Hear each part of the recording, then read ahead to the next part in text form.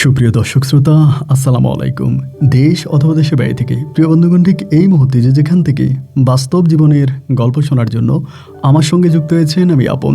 আর যে আপন জীবনের গল্পের 1551তম পর্বে আপনাকে প্রতিদিনের মতো স্বাগতম জানাচ্ছি। বন্ধুগণ, আজ আমি আপনাকে শোনাবো রংপুরের ভাই সৌদি প্রবাসী মোহাম্মদ মিজান হোসেনের জীবনের চরম অলৌকিক তাজ্জব এক আলোচিত বাস্তব জীবন কাহিনী।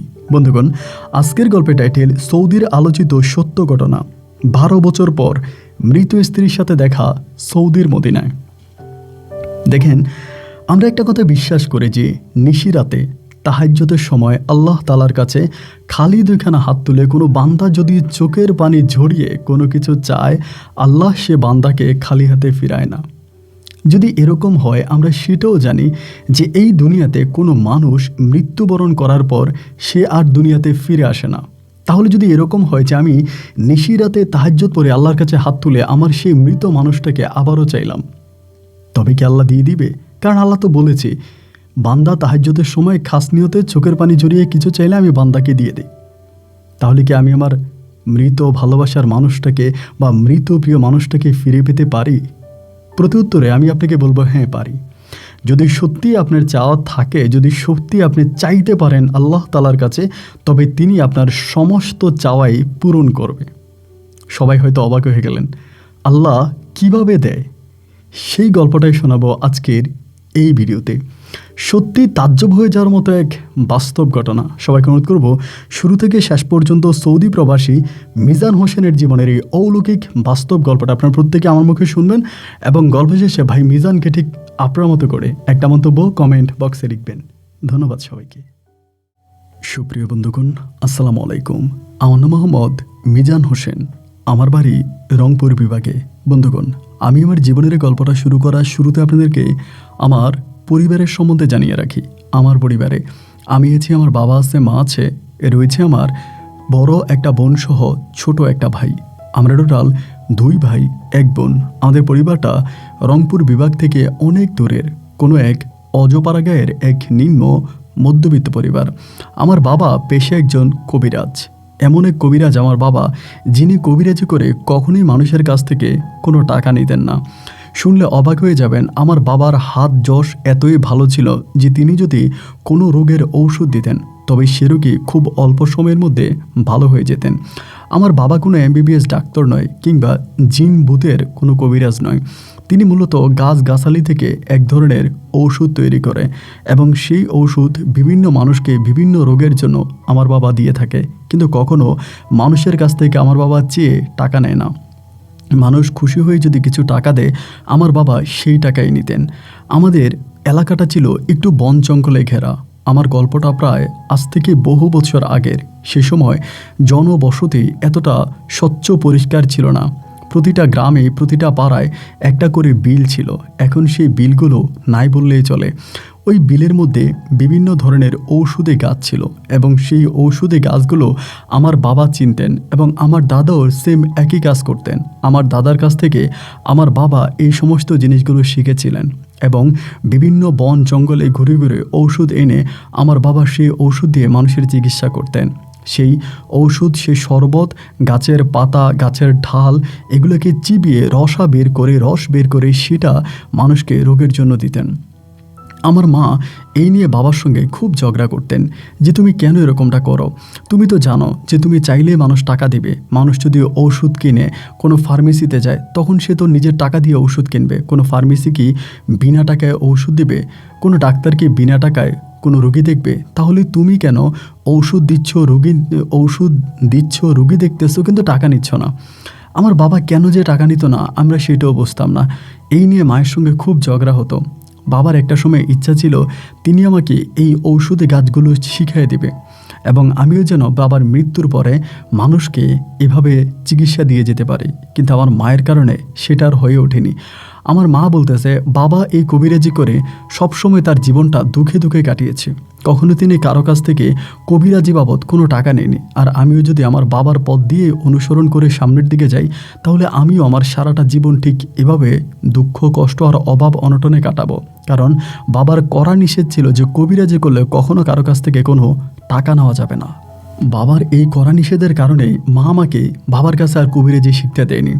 ছোট বয়সে আমার বাবা যখন আমাকে কবিরাজি শেখাতো, বিভিন্ন বনে জঙ্গলে এখানে সেখানে যাইতো, গাছগাছালি এনে আমাকে দেখাইতো কোন গাছ দিয়ে কোন ধরনের রোগের শেফা হয়। আমার মা তখন এই জিনিসগুলো দেখে খুব রেগে গেল। একটা পর্যায়ে আমার মা রাগ করে আমাকে আমার নানু বাড়ি পাঠিয়ে দিল, যাতে বাবার থেকে আমি এসব শিখতে না পারি। আর আমার যে ছোটো ভাই ছিল সে ছিল প্রচণ্ড রকমের দুষ্ট।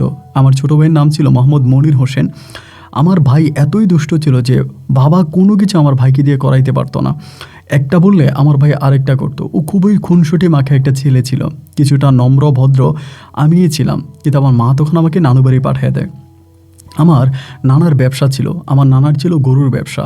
আমার নানা হাটে হাটে গরু কিনতেন এবং সেগুলো হাটে বিক্রি করতেন এবং গরু খাওয়াইতেন। আমি আমার নানার সঙ্গে তখন কাজে লেগে যাই। আমার বয়স তখন আনুমানিক প্রায় 9 থেকে 10 বৎসরের কাছাকাছি।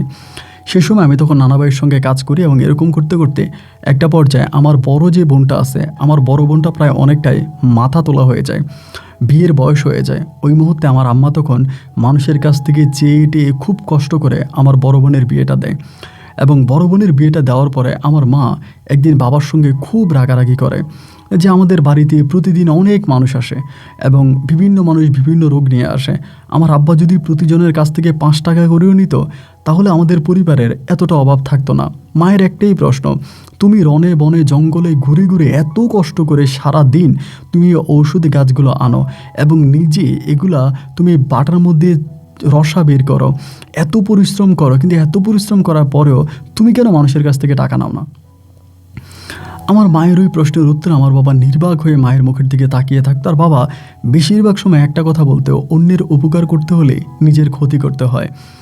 এরকম করেই তখন আমার বড় বোনটার বিয়ে হয়ে গেল এবং বড় বোনের বিয়ে হয়ে যাওয়ার পরে মা একদিন খুবভাবে রাগারাগি করছে। আব্বা রাগ করে মসজিদে চলে গেছে এবং প্রায় 3 দিনের মতো মসজিদে ছিল। পরে আমি সহ বাড়িতে গিয়ে আব্বাকে বলে টলে মসজিদ থেকে আবারও বাড়িতে নিয়ে আসছি। তো আমি যেদিন বাবাকে বাড়িতে নিয়ে আসি তার ঠিক কিছুদিন পরে হঠাৎ করে আমার বাবা আমাদের এলাকারই কাছাকাছি একটা জঙ্গল আছে, মানে একটা বন আছে, ওই বনটা খুব ডিয়ারিং একটা বন। সবাই বলা বলি করে যে এই বনের দিকে যাওয়াটা ঠিক না, কারণ এই বনটা একটু অন্যরকম একটা বন। এবং অনেকেই বলা বলি করে যে এই বনে জিন ভূতেরা থাকে, তারা সাপের রূপ ধারণ করে থাকে, অনেকের অনেক ক্ষতি করছে, আমাদের গ্রামের অনেক মানুষের অনেক ক্ষতি করছে ওই বনটা। তো সবাই মানা করতো আমার আব্বারে যে ভুলেও আপনি ওই বনের দিকে যায়েন না, এবং ওই বনে কিন্তু অনেক ঔষধি গাছ আছে। আমার আব্বা কিন্তু যাইতো না। একদিন বৃষ্টির দিন আমার আব্বা চিন্তা করলো তার কিছু ঔষধি গাছ লাগবে, উনি ওই বন থেকেই ঔষধি গাছগুলো আনবেন। মায়ের নিষেধ না মেনে আমার বাবা তখন বনে ঢুকে গেলেন এই ঔষধি গাছের সন্ধানে। এবং সে ঔষধি গাছের সন্ধানে বনে ঢুকে গিয়ে আমার বাবা নাকি আর বাড়ি ফিরে নাই।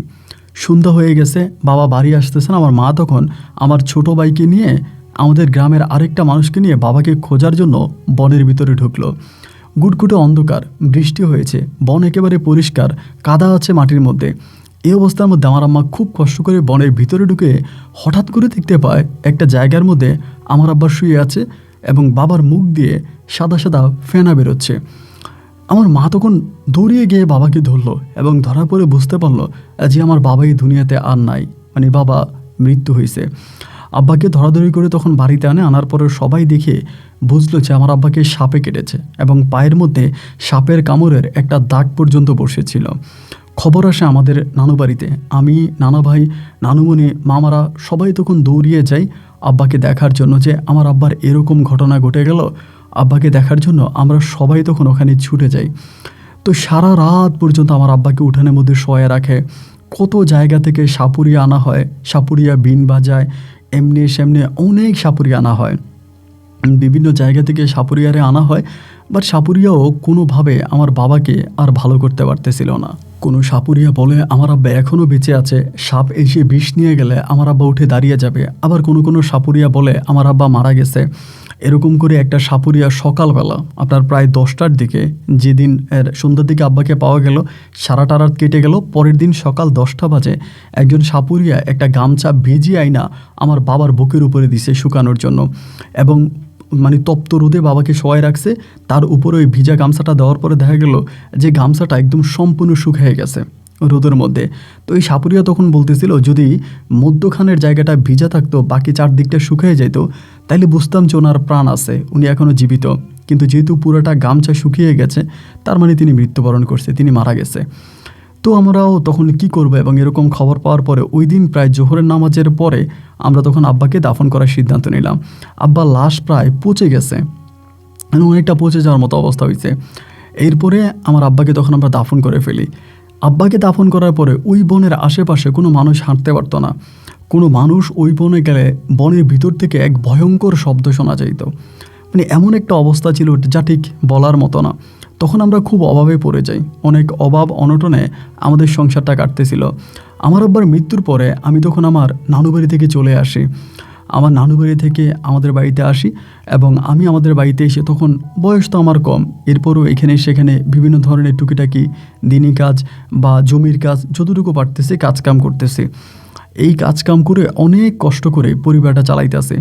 আমার বড় বোনের বিয়ে হয়ে গেছে, কিন্তু আমার বড় বোনও আমাদের পরিবারে ওভাবে আসতো না। আর আমার বোনের শ্বশুর বাড়িটাও খুব যে বেশি একটা বড়লোক ছিল তা না। অনেক দুঃখ কষ্টের মাঝেও আমার বড় বোনের জীবন কাটতো। এভাবেই তখন আমার দিন আর রাতগুলো কাটতেছিল। আমি আমার মতো করে শ্রম দিয়ে যাচ্ছিলাম, কষ্ট করে যাচ্ছিলাম। একটু একটু করে সামনের দিকে যেতে যেতে আমার বয়স তখন প্রায় 18 থেকে 19 বৎসরের কাছাকাছি হয়ে যায়। তো 18 থেকে 19 বৎসরের কাছাকাছি আমি লাস্ট কয়েকটা বছর ধরে আমাদের এলাকাতে একটা গরুর ফার্মে কাজ করি। মানিক ভাই বলে একজন লোক আছে, ওনার একটা গরুর ফার্ম আছে, ওই গরুর ফার্মে আমি কাজ করি। যেহেতু নানার মানে গরুর ওখানে, নানার এখান থেকে আমার শিখা। আমার নানা ওই সময় আর গরুর ফার্ম করতো না, নানারও বয়স হয়েছে, নানা ছেড়ে দেয়। তো এই যে মালিক বলে যে লোকটা আছে, মানিক সাহেব, ওনার ওই গরুর ফার্মে আমি তখন কাজ করি। বয়স তখন আমার 18 থেকে প্রায় 19-এর কাছাকাছি।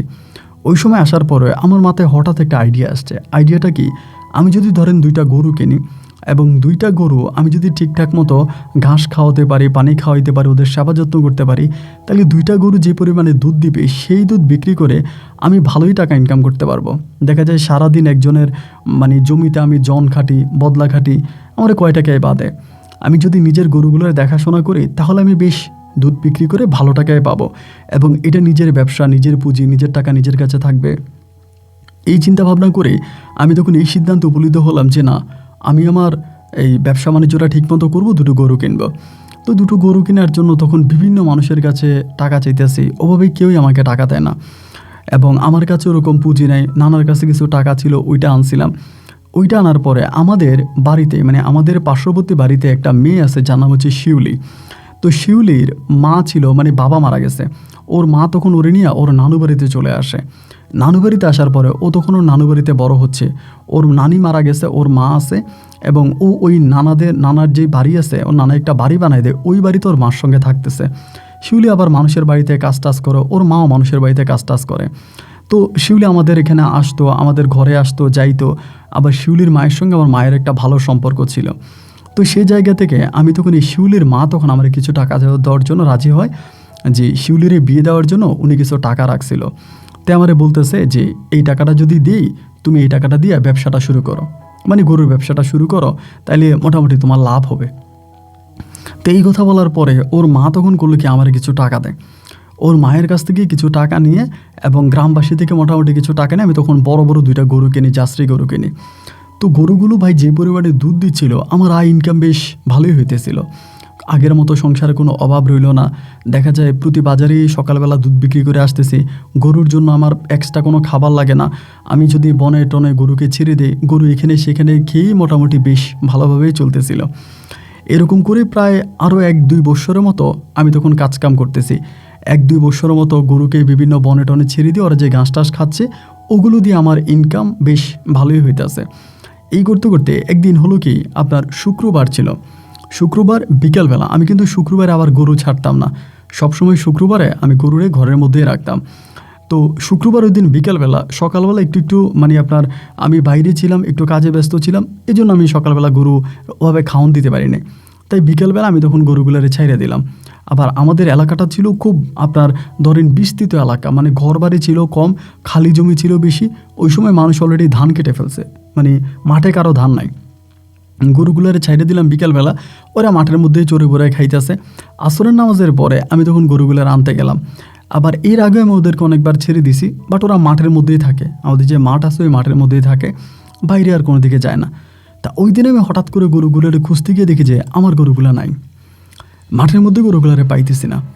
তো আসরের আজানের পরের কথা আপনাকে বলতেছি। তো যখন গরু পাইতেছি না, আমি একটু অবাক হয়ে গেলাম যে কী ব্যাপার, আমার গরুগুলো হঠাৎ কোথায় গেল? আমি তো এখানেই ছাড়লাম, এখানেই তো থাকার কথা। খুঁজতে খুঁজতে খুঁজতে খুঁজতে পুরো এলাকা তন্ন তন্ন করে খুঁজে পেলাম না, আমি আর কোথাও গরুগুলোকে পাইলাম না। এই মানুষ ওই মানুষ অনেককে জিজ্ঞেস করলাম যে ভাই কোথাও গরু গেছে কিনা, কোথাও গরু গেছে কিনা। প্রত্যেকে একটা কথাই বলে যে না, কোনো দিকে গরু যায় নাই, কেউ গরু পায় নাই। তো এরপরে যেটা হইলো, আমি খুঁজতে খুঁজতে খুব ক্লান্ত হয়ে কান্না করতে করতে বাড়িতে ফিরে আসছি। মা তখন আমারে বলতেছে যে কী ব্যাপার, তোর কী হয়েছে? আমি বললাম যে মা, গরুরে তো পাইতেছি না, গরু তো সারা এলাকা খুঁজলাম, কোথাও তো মা গরুগুলারে পাওয়া যাচ্ছে না, আমার গরুগুলা গেল কই? আমার মা তখন বলতেছে তুই কি বনের দিকেই খুঁজছিলি? আমি বললাম না মা, আমি তো বনের দিকে যাইনি। রাত্র তখন প্রায় আপনার 8টা সাড়ে 8টার মতো বেজে গেছে, অলরেডি এশার আজান তখন দিয়ে দিছে। তাই আমার মা বলে তোর বনের দিকে একটু খোঁজা দরকার ছিল না? ও তো বনের দিকেও চলে যেতে পারে, কিন্তু আমার গরু ভাই কোনোদিনও বনে ঢুকে না। মানে আমাদের যে এলাকায় একটা ভয়ানক বন আছে, ওই বনে আমার গরু কোনোদিন আমি ঢুকতে দেখি নাই, এতদিন ধরে গরু পালন করতেছি। তাই মা যখন বললো, আমি তখন চিন্তা করলাম যে তাও তো হতে পারে, আজকে হয়তো বনের দিকে যেতেও পারে। তা আমি তখন রওনা দিছি। আমার মা তখন বলল তুই একা না যা, তোর ছোটো বাইরে নিয়ে যা। তখন মনির আর আমি একসঙ্গে বনের দিকে ঢুকলাম, এবং বনের ভিতরে ঢোকার পর ভাই যেটা দেখলাম, বনের মাঝখান বরাবর আমার গরুটা ঠিক আমার বাবা যেমন করে পড়েছিল, আমার মা বলল ঠিক এমনভাবে বনের মাঝখান বরাবর আমার দুটো গরু পড়ে আছে। এবং গরু দুটার ভিতরের মানে অংশটুকু নাই, মানে ভিতরে যে আপনার কলিজা বা এগুলো কিন্তু নাই। মানে দেখে মনে হচ্ছে কোনো একটা দানব আমার গরুগুলোকে খেয়ে ফেলেছে। দৈত্য বা দানবরা যেরকম করে খায়, কলিজা খায়, হ্যাপসা খায়, এগুলো খাওয়ার পরে যেরকম ফেলে দেয়, এরকমভাবে আমার গরুর মানে পেটগুলো ছিঁড়ে, দুটা গরুর পেট চিরে পেটের মধ্যে যা ছিল তাই খাইছে। আমি গরুগুলোর এই অবস্থা দেখে তখন চিৎকার দিয়ে বসছে। আমার ভাই তখন গিয়া আমার সব বের করে, তখন এলাকার লোকজন ডাকছে, সবাই তখন গেছে, গিয়ে বহু কষ্টের পরে গরুগুলোর ওখান থেকে ধরাধরি করে বন থেকে বের করে আনি। বন থেকে যখন বের করি তখন মোটামুটি মধ্যরাত হয়ে যায়, মধ্যরাতের কাছাকাছি হয়ে যায়। সবাই তখন বলা বলি করতেছে যে আমার এই গরুগুলোকে মানে বনের ভিতর থাকা যে মানে খারাপ জিনেরা আছে এরা খেয়ে ফেলেছে, সবাই এটা বলতেছে। তো এই গরুগুলো মারা যাওয়ার পরে বা গরুগুলো খেয়ে ফেলার পরে আমি মানসিকভাবে ভাই অনেকটা ভেঙে পড়ি। এতটাই ভেঙে পড়ি যে আমি তো ওর মায়ের কাছ থেকে, শিউলির মায়ের কাছ থেকে টাকা নিয়েছিলাম, এবং ওর মায়ের কাছ থেকে টাকা নিয়েই আমি গরুগুলো কিনছিলাম। এখন তো আর আমার কিচ্ছু নাই, আমি একেবারে শূন্য হয়ে গেছি। এবং আবারও সে মাঠে ঘাটে কাজ করতেছি। এরকম করতে করতে একটা সময় শিউলির মা তখন টাকা খুঁজতেছে আমার কাছে, যে মিজান শিউলির জন্য বিয়ের ঘর আসতেছে এদিক সেদিকে, আমি তো শিউলির বিয়ে দিয়ে দিব, যদি পারো আমার টাকাটা দাও। উনি টাকাটা খুঁজতেছে। তাই টাকা যেহেতু চাইতেছে, আমি টাকা দিব কোত্থেকে ভাই, আমার কাছে তো টাকা নাই, আর গরু মরে গেছে। আমার একটা ইচ্ছে ছিল যে আমি আস্তে আস্তে করে দুধ বেচে কিছু টাকা জমিয়ে ওনার টাকা দিয়ে দিব, কিন্তু আমি তো ওভাবে টাকা জমাতেও পারি নাই। তখন আমি ওনার টাকা দিতে পারতেছি না, উনি টাকা চাইতেছে, আবার গ্রামে অনেকেই টাকা চাইতেছে। আমি তখন খুব বিপাকে পড়ে গেছিলাম। লাস্ট পর্যন্ত আমি মানে না জেনে না বুঝেই একরকম মানে একরকম শিউলির মায়ের তখন বলতেছিলাম যে কি আর করব, দেখেন আমি তো আর আপনার মানে ওই টাকা দিতে পারবো না, আপনি তো এই টাকা দিয়ে আপনি নিজের মেয়েকেই বিয়ে দিবেন। একটা কাজ করেন, আমি চাচ্ছিলাম যে যেহেতু আমার এরকম অভাবের সময়, আপনার মেয়েটারে আপনি আমার কাছেই বিয়ে দেন। আমি শিউলির বিয়ে করি, যদি আপনি আমার কাছে দেন, শিউলির আমি কোনোদিনও কষ্ট দিব না, আমি শিউলির সবসময় মাথায় করে রাখবো। তো আর আপনার টাকাও লাগবে না। আমাদের এদিকে একটা নিয়ম ছিল ভাই, মানে এখন আর এই নিয়মটা নাই, আগে যৌতুকের একটা নিয়ম ছিল, যে কোনো ছেলে যদি কোনো মেয়ের বিয়ে করে তাহলে অবশ্যই ছেলের যৌতুক দিতে হবে। এবং যৌতুকটা তখন ওপেন ছিল, মানে একদম ওপেন সিক্রেট। একটা বিয়ের সময় কাবিনটা ভাঙা হওয়ার আগে যৌতুকটা ভাঙা হইতো, যে ছেলের এটা দিতে হবে ওটা দিতে হবে, এরপরে কাবিনের বিষয় নিয়ে কথা হতো। তা আলহামদুলিল্লাহ এখনকার সমাজে আর এসব দেখি না। তো এবার মানে আমি বললাম যে আমারে আপনি যৌতুক দেওয়া লাগবে না, আপনি শিউলিরে আমার কাছে বিয়ে দেন, আমি শিউলিরে বিয়ে করব।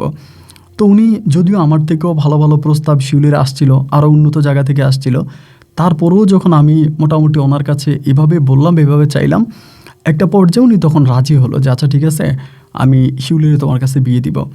কথাবার্তা ফুল অ্যান্ড ফাইনাল হওয়ার পরেই দেন তখন তিনি শিউলিকে আমার কাছে বিয়ে দিবে, এই কথাবার্তা তখন হলো। এবার সব কিছু ঠিকঠাক হওয়ার পরে এবার আমি আমার মাকে জানাইলাম। মা তখন আর কি বলবে, বাবা তো মারাই গেছে। মা তখন সবাইকে জানাইলো যে এমন এমন ঘটনা, সবাই তখন রাজি হলো। একটা পর্যায়ে আমি পারিবারিকভাবেই তখন শিউলিরে বিয়ে করে আমার ঘরে বউ বানিয়ে আনছি। তো শিউলিরে আনার পরে বেশি দিন না, বাট আমার বিয়েটা করার প্রায় 2 থেকে আড়াই মাস পরে শিউলির আম্মা হঠাৎ করে মারা যায়। এবং শিউলির আম্মা মারা যাওয়ার পরে তখন শুধুমাত্র শিউলিদের যে ঘর বিটাটা ছিল, ওর নানা ওদের যে ঘর বিটাটা দিয়ে গেছিলো, ওই ঘর বিটাটা রয়ে গেছে। তখন আমি কি করব ভাই, ঠিক আসলে বুঝে উঠতে পারতেছি না। ওর মা মরে গেল, আমি ওরে আমাদের ঘরে রাখছি, ও আমাদের সঙ্গে ভালোভাবে আছে। এবং আমার বউ কোনো কিছুতে ওর কোনো মাইন্ড নেই, আমার মার সঙ্গে এত ভালোভাবে আছে যা ঠিক বলার মতো না। শিউলিকে বিয়ে করার পরে আমার মা, আমার পরিবার পরিজন সবাই অনেকটা খুশি। শিউলির আম্মার মৃত্যুর পরে আমি তখন এই মানুষের জমি জামাতে কাজ করতাম। গরুও তো মরে গেল, আব্বাও নাই, ছোটো ভাই একটা আছে, ওই কোনো কারো কথা শোনে না, ও ওর মতো করে টই টই টই টই টই টই করে এদিক সেদিক ঘুরে বেড়ায়, মানে এরকম একটা অবস্থার মধ্যে আছে। তাই লাস্ট পর্যন্ত আমি তখন এই জমি জমাতে কাজ টাজ করতে করতে একদিন আমার এই শিউলি বলতেছে রাতের বেলায় যে তোমার জীবনটা কেমনে কাটবে, তুমি মানুষের জমিতে কাজ করো, অল্প কয়েক টাকা বেতন পাও, মানে অল্প কয়েক টাকা তুমি মজুরি পাও, সারাদিন কাজ করে, তাই এই টাকা দিয়ে কেমনে চলবে। ও কিন্তু বাচ্চাও নিতেছে না, আমাদের যে পারিবারিক অভাব অনটন এটার কারণেও বাচ্চাও নিতেছে না, কারণ বাচ্চা নিলে তো বাচ্চার একটা এক্সট্রা খরচ বেড়ে যাবে, বাচ্চার খরচ দেওয়া লাগবে, এই জন্য ধরেন ও আর বাচ্চাও নিতেছে না। তা আমারে বলতেছে আমি এখন কি করব, তুমি আমারে কি করতে বলতেছো, আমার কি করা উচিত, আমারে বারবার এটা বলে।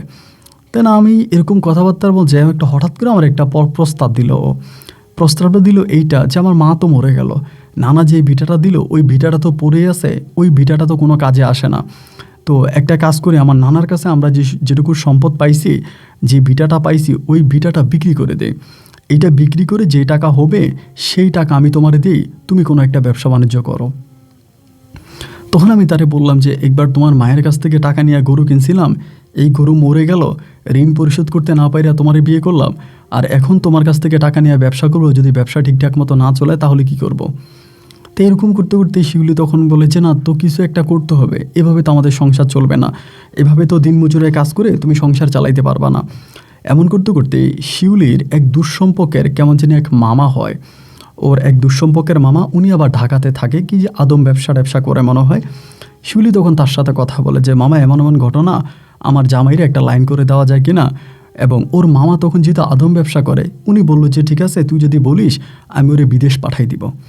তখন আমাদের এলাকাতে ওই সময় বিদেশি নাই বললেই চলে, মানে বিদেশ তখন কেউই চাইতো না।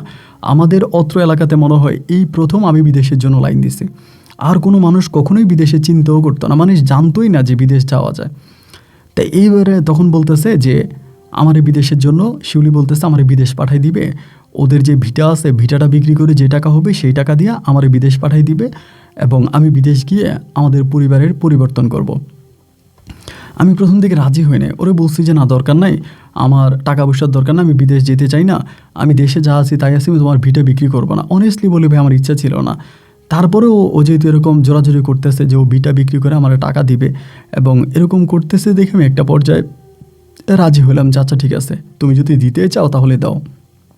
এরপরেই শিউলি তার জমিটা বিক্রি করলো, তার মায়ের কাছে পাওয়া যে সম্পদটা ছিল, জমি সহ আরও কিছু জমি জমা ছিল, এগুলো সবই বিক্রি করছে। এবং বিক্রি করার পরে আমার বিদেশ যাওয়ার জন্য মোটামুটি যে টাকা হইল সেই টাকাটা তখন সে তার মামার হাতে তুলে দিল।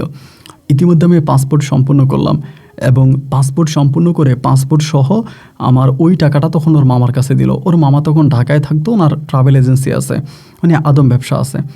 তো এই টাকাটা জমা দেওয়ার পরে দিনের পর দিন যাইতেছে, দিনের পর দিন যাইতেছে, কোনো সুরাহার আসতেছে না, ঢাকা থেকে কোনো ভালো নিউজ আসতেছে না যে হ্যাঁ ভিসা হয়েছে বা ভিসা হবে, এরকম কোনো কিছু হইতেছে না। আর এখন তো ধরেন মোবাইল আছে, ওই সময় আমাদের এলাকাতে মোবাইল ছিল বলতে বাজারে ফোন ছিল, ওই বাজারের মোবাইল দিয়ে ওর মামারে ফোন দিতাম। আমাদের এলাকাতে নেটওয়ার্কিংয়ের ব্যবস্থা ভালো ছিল না, বাজারে মোবাইল আছে ওইটাতে ওর মামারে ফোন দিতাম, কি ব্যাপার মামা, কি হয়েছে। ওর মামা বলতেছে হবে, হচ্ছে, বেশি দিন লাগবে না, একটু অপেক্ষা করো। এই করতে করতে প্রায় 2টা বছর কেটে গেছে। 2টা বছর কেটে যাওয়ার পরে আমাদের টাকাও দেয় না, আমার বিদেশেও নেয় না। 2 বছর পরে আমি আর শিউলি তখন মামার বাসায় ডেরে গেছি একদিন, মানে বাসায় চলে গেছি। যাওয়ার পরে শিউলি বলতেছে আমার মরা মায়ের জমানো টাকা, আমার মরা মায়ের জমি বিক্রি করা টাকা আমি আপনাকে দিছি, এখন আপনি আমার জামাইরে পাঠান। এরকম করে কথাবার্তা বলতে বলতে ওর মামা তখন ওরে বলতেছে, দেখ শিউলি, আমি চেষ্টাটা তো কম করি নাই তোরে পাঠানোর জন্য, বাট আমি তো তোরে পাঠাইতে পারতেছি না, এত চেষ্টা করলাম হচ্ছে না, তাই ঠিক আছে একটা কাজ করি, একটা কাজ আমি তোরে করাই। আমি যেহেতু তোর জামাইরে পাঠাইতে পারতেছি না, আমার কাছে একটা মেয়ের বিষয় আছে, যে সৌদিতে আমি একটা মেয়ে নিতে পারবো, একটা মেয়ের বিষয় আছে, তোর জামাইরে যেহেতু পাঠাইতে পারি না, তুই চলে যা একটা শেখের বাড়িতে, টুকিটাকি কাজ করবি, মাস শেষে এত টাকা বেতন পাবি, এটা বলতেছে। ওর মামা এই কথাটা বলা মাত্রই আমি তখন বলতেছি যে না মামা, আমার বউ কেন যাবে, শিউলি যাবে কেন, যাইলে আমি যাব, যদি আপনি আমারে নিতে পারেন তাইলে আপনি কথা বলেন, আমার বউরে আমি বিদেশে পাঠাবো না, আমার বউরে আমার বিদেশে পাঠানোর দরকার নেই। তো শিউলি না ভাই কথাটা শুনে একটু চুপ হয়ে গেছে, আর কোনো কিছু বলে না, মানে একটু স্তব্ধ হয়ে গেছে। এবার লাস্টে শিউলি আর আমি তখন চলে আসছি, আবার বাড়িতে চলে আসছি রংপুরে। আসার পরে ও তখন আমারে বারবার বুঝাইতেছে, দেখো মামা আমাদেরকে তো টাকাটা দিবে না, টাকা মামা নিয়ে গেছে, মামা মনে হয় না যে টাকা ফিরাই দিবে। এখন মামা যেহেতু বলতেছে যে তার কাছে একটা মহিলাদের ভিসা আছে, আমি ওই মহিলাটার ভিসা দিয়ে বিদেশ চলে যাই, এবং আমি বিদেশ গেলে পরে আমি তোমার সমস্ত রকমের এই সমস্যা আমি সমাধান করব, আমি তোমারে টাকা পাঠাবো বা আমি ঠিক করবো, আমি চলে যাই, মানে ও আমারে বারবার বলতেছে। তা আমি ওর এতটাই ভালোবাসি যে আসলেই সত্যি কথা বলতে ভাই, আমার গোটা দুনিয়া একদিকে ছিল, শিউলি একদিকে ছিল। আমি শিউলিকে ছাড়া কোনো কিছুই বুঝতাম না, 24টা ঘন্টা শুধু মনের মণিকোটায় আমি শিউলি শিউলি বলে কাটাতাম, খুব ভালোবাসতাম ওরে, খুব বেশি ভালোবাসতাম। তো এমন বলে যে ও গেলে আমি থাকতে পারবো না, আমি মরে যাব, মানে আমি সত্যিই বাঁচতে পারবো না। সবার কাছে বলতেছি যে শিউলি গেলে আমি বাঁচবো না, আমি শিউলির ছাড়া বাঁচবো না, শিউলি গেলে আমি আত্মহত্যা করবো, এরকম করতেছি। তো সবাই আমাকে তখন বুঝাইতেছে যে না সমস্যা নাই, আমার মাও বুঝাইতেছে, এরপরে আমার পাড়া প্রতিবেশী যারা আছে এরা সবাই বলতেছে তাহলে ও যাইতে চাইলে ও যাক। লাস্ট পর্যন্ত সবাই যদি এরকম ওর পক্ষে বলতেছে, আমি একা আর তখন কতক্ষণ যুদ্ধ করব। একটা পর্যায়ে আমিও বললাম যে ঠিক আছে, যদি ও যেতে চায় তাহলে যাক। আমিও তখন গ্রিন সিগন্যাল দিলাম। এবার আমার সিগন্যাল পাওয়ার পরে ওরে এবার বিদেশে পাঠাই দিবে, মানে ও বিদেশে যাবে, ও তখন শারীরিকভাবে প্রস্তুতি নিতেছে, আর কাগজপত্র করতেছে, পাসপোর্ট করলো, এগুলো পাঠাইলো। বেশি দিন না, ওর ভিসা খুব দ্রুতই চলে আসছে। এবং আসার পরে আমি, আমার মা, আমার ছোটো ভাই, আমরা তখন শিউলিকে এয়ারপোর্ট পর্যন্ত দিয়ে আসি। সাথে শিউলির এক আপন মামা আছে, উনি আবার ওয়ালিদ মামা, উনি আবার কাজ টাজ করে, একটু দিনমজুরের মতোই কাজ করে। ওই ওয়ালিদ মামা সহ ঢাকায় যাই। ঢাকায় গিয়ে আমরা শিউলির এয়ারপোর্ট দিয়ে আসি, এবং এয়ারপোর্ট দিয়ে আসার পরে শিউলি তখন চলে যায়, আপনার সৌদি আরবে চলে যায়। সৌদি আরবে চলে যাওয়ার পরে আমি তখন বাড়িতে চলে আসি। বাড়িতে আসার পরে ও তখন ফোন দিত, আমাদের বাজারে মোবাইল ছিল, ওই মোবাইলে ফোন দিত এবং কল দিয়ে বলতো যে আমার জামাইরে ডাইকা দেন। তা আমার ডাইকা দিত, আমি যাইতাম। আবার আমার ছোটো ভাই ওখানে একটা মোবাইল দোকানে চাকরি করতো, একটা মোবাইল দোকানে ছোটো ভাই চাকরি করে, তাই ছোটো ভাইয়ের কাছে ফোন দিয়া ছোটো ভাইয়ের সাথে কথাবার্তা বলতো, ওই আবার মোবাইল টোবাইল বাড়িতে নিয়ে আসতো। এভাবে প্রায় শিউলি 2 বছরের মতো সৌদি আরবে ছিল, এবং 2 বছরে ও আমারে মেলা টাকা দিছে ভাই, অনেক টাকা পাঠাইছে। ওর টাকা দিয়া আমি কিছু জমি জমা কিনলাম, এরপরে বাড়িঘর ঠিকঠাক করলাম, মানে ওর টাকা দিয়া আমি সব কিছু করছে। মাসটা না ফিরতে আমার জন্য টাকা পাঠাইতো, মাসটা না যাইতে আমার জন্য টাকা পাঠাইতো। মানে কখনই আমি যদি বলতাম যে শিউলি আমার টাকা লাগবে, ও পাগল হয়ে যেত টাকা দেওয়ার জন্য। এরকম করে টোটাল 4.5 বছর কেটে যায়। 4.5 বছর ও সৌদি আরবে থাকে। আমি ওরা কিন্তু বারবার বলতাম যে শিউলি তুমি আসো না, তুমি বাড়িতে আসো, আসলে পরে আমার সাথে কয়টা দিন থাকো, এভাবে তুমি কেন পড়ে আসো, বাড়িতে আসো। তো আমার একটা কথাই বলতো যে তুমি একটা সুন্দর বাড়ি করবা এবং আমরা কিছু টাকা ব্যাংকে জমাবো, এবং একটা পর্যায়ে আমাদের আরও অভাব থাকবে না, আমি দেশে আসলে একবারে চলে আসব, আমি আর এখানে আসবো না। তুমি একটা ভালো ব্যবসা বাণিজ্য ধরো, কিছু টাকা জমাও, কিছু জমি জমা কিনো, যাতে দেশে গিয়ে আমাকে আর অভাব পোহাতে না হয়, মানুষের কাছে হাত পাততে না হয়, আমি যাতে আমার স্বামী নিয়ে বেশ আরামায়েশে জীবন কাটাতে পারি। এটাই তোমার কাছে আমার চাওয়া, যার জন্য আমি একেবারেই যাব, আমি এভাবে যাব না, আমি একেবারেই যাব, তুমি টাকা জমাও। আমার বারবার এগুলো বলতেছে। তাই আমি বললাম যে আচ্ছা ঠিক আছে, তুমি এই নিয়ে টেনশন করো, আমি টাকা জমাইতে আসি। তো আমি ভাই সত্যি কথা বলতে জমি কিনলাম, এরপরে বাড়িতে চারপাশে ওয়াল করলাম, নিজেদের ঘর একটা উঠাইলাম, এবং বাজারের উপরে একটা দোকানও দিলাম। বাজারের উপরে অনেক বড় একটা মুদি দোকানও দিছি, দিয়া ভালোভাবেই চলতেছিলাম। তার সঙ্গে আমার কথাবার্তা হতেছে, ও আসবে আসবে আসবে, এই আসা যাওয়া এগুলোর ভিতরে প্রায় 4.5 বছর কেটে গেল।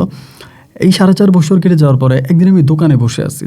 আমার ছোটো ভাই কিন্তু আবার মোবাইল দোকানে চাকরি করতো, ওরে আমি আর একটা মোবাইল দোকান দিয়ে দিই। আমার পিছনে একটা মোবাইল দোকান, ওইখানে তখন কিন্তু মোবাইল মোটামুটি মানুষের বাটনওয়ালা ফোনগুলো মানুষের হাতে হাতেই ছিল। তো তাই ও তখন আমি আমার দোকানের পিছনে একটা মোবাইল দোকান, ওরা আমি নিজের টাকা দিয়েই দিয়ে দিই দোকানটা, ওর ভাবির টাকা দিয়ে আর কি, আমার টাকা বলতে ওর ভাবির টাকা। তো একদিন হয়েছে কি, আমি দোকানে, ওর দোকানটা ওই দিন বন্ধ, কই জেনে গেছিলো। বিকেলবেলা হঠাৎ করে বাড়ি থেকে কয়েকজন এসে আমার বলতেছে যে মিজান ভাই আপনাদের বাড়িতে কে জানি আসছে, আপনার মা তাড়াতাড়ি বাড়ি যাইতে বলছে। বিকেলবেলা তখন আপনার ধরেন কয়টা বাজবে, 3টা 3:30 বা এরকমই হবে। আমি মাত্র ভাত টাত খাইয়া দোকানটা খুললাম, আমি দোকানে শাটারটা ফেলে ভাত খাইছি, খাই দোকানটা খুললাম, এই ঘটনা। তাই ছোটো ভাইটাও নাই, তাই ওর নাম্বারে কল দিলাম, ছোটো ভাইয়ের নাম্বারে কল দিলাম, দেখলাম যে ওর নাম্বার বন্ধ। ওর নাম্বার বন্ধ কেন? এরপরে ওর নাম্বার বন্ধ, দোকানও আজকে খোলা নাই, কই জানি চলে গেছে। ও আবার মাঝে মাঝে এরকম দোকান বন্ধ রাখে, দুষ্ট ছেলে তো, এদিক সেদিক ঘুরে বেড়ায়, দোকান খোলে না। এরপর আমি দেখলাম যে দোকানটা বন্ধ। পাশের একটা দোকানদার, ওনারে বললাম, উনি বলে ভাই আমি দোকান নিয়ে ব্যস্ত, আপনি দোকান আপনি হয় চালান নাইলে বন্ধ করে আপনি বাড়ি যান। পরে বিকেলবেলা একটু বেচা কিনা হইতো, মানে গ্রামের দোকান তো, বিকেলে একটু ভালো বেচা হইতো। আমি তখন ভাই দোকানটা বন্ধ করে দিলাম। দোকানটা বন্ধ করে বাড়ি গেছি। বাড়ি যাওয়ার পরে দেখতেছি কি যে এক মেয়ে বসে আছে, মেয়ে না ঠিক মহিলা হয়, এরকম এক মহিলা বসে আছে আমাদের উঠানের মধ্যে। আর আমাদের গ্রামের সমস্ত মানুষ এই মহিলাকে ঘিরে চারপাশে বসে আছে। তো এই দৃশ্য দেখার পরে আমি তখন একটু ঘাবড়ে গেলাম যে কী ব্যাপার, এই মহিলা কোত্থেকে আসলো, আর গ্রামের সব মানুষ কেন এভাবে চারপাশ দিয়ে ঘিরে মহিলাকে দেখতেছে। মারে বললাম যে মা কী হয়েছে, ঘটনা কি? আমার মা তখন বলতেছে যে এই মহিলার সাথে নাকি তোর ভাই প্রেম করছে, মানে মনির নাকি মহিলার সাথে প্রেম করছে, এবং মহিলার কাছ থেকে অনেক টাকা নাকি তোর ভাই নিয়ে গেছে, এবং মহিলাকে বিয়ের আশ্বাস দিয়ে মহিলার সঙ্গে খারাপ কাজ করছে। এখন আর মহিলাকে বিয়ে করতে চায় না, মহিলাকে বলক টলক করে রাখছে, মহিলার সাথে কথা বলে না। এখন এই মহিলা আমার ঘরে, আমার বাড়ি উঠানে আসছে, এসে সবাইরে রাখছে যে সে এখন তোর ভাইয়ের কাছে বিয়ে বসবে, মানে একরকম বিয়ের অনশন যেটাকে বলে, এরকম অনশনে বসছে।